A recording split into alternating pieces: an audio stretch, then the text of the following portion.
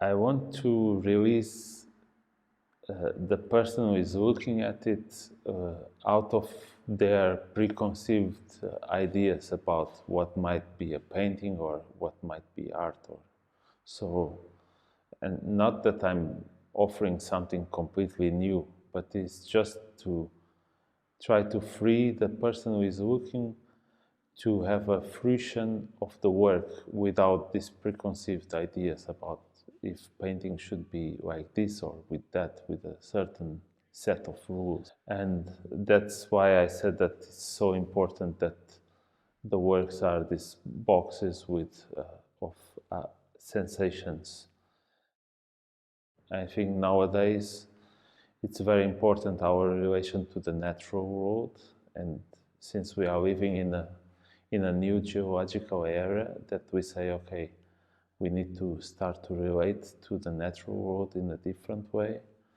I think sensation is more and more a vehicle to set people with a different capacity to have a different form of empathy with the natural world, and that's my more and more my aim, instead of a more rational and in reaction to artistry or to other aspects of conceptual art, that there's a conceptual side of this. It's not naked out of it, but at this moment we need to create a new capacities that they have to go beyond language. So you have to be in between these two forces, that you have an awareness of discourses, but then the work has forces that have to transgress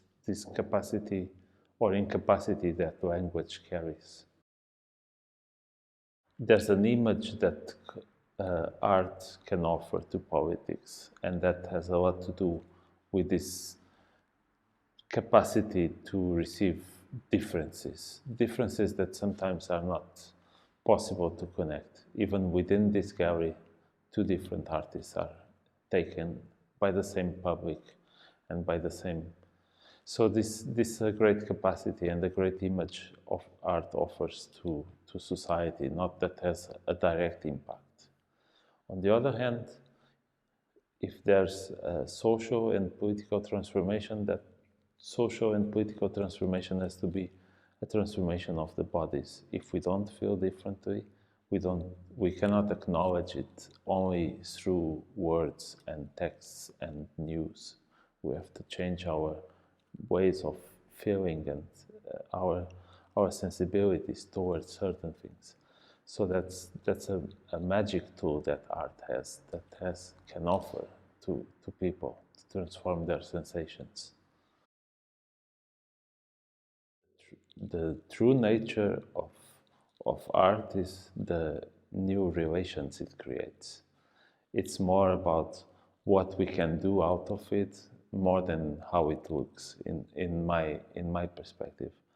And I feel more and more free to do sometimes silly associations, as open up something that might be out of my reach.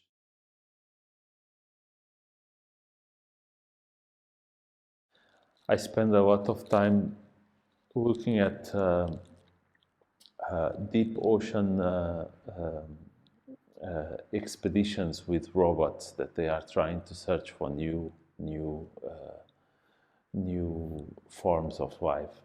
And in one of these expeditions, they found this sanctuary for octopus, and that create this image, the final image that was this several octopus mamas giving birth, and which I think it's very nice as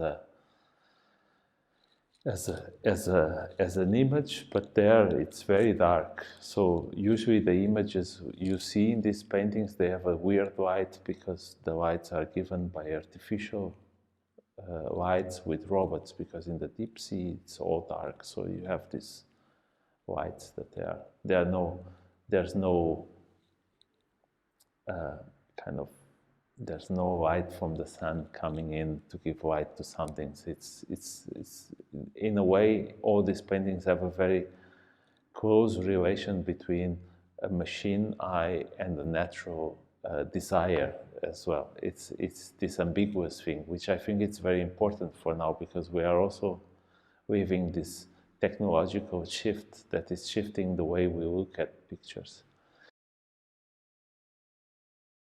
And the ocean opens these possibilities as well, because it's so unknown that it becomes a playground for us artists, philosophers, etc., to project ideas there and to find possibilities. Especially when, if you are interested in this relation with the natural or with nature, it carries this fascination because there are forms of life that we still don't know, and we know that they are there.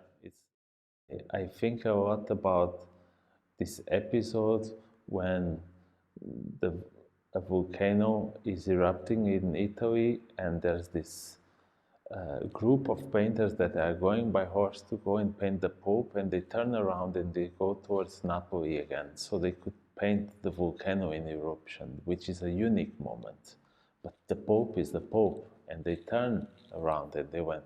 So this fascination of finding a potential new form of life, and there are so many that they are known that they are still unknown for me, and they have this excitement. I think it's a great field to create these new relations with other species, not domestic species that I know, but species that they could be also from outer space.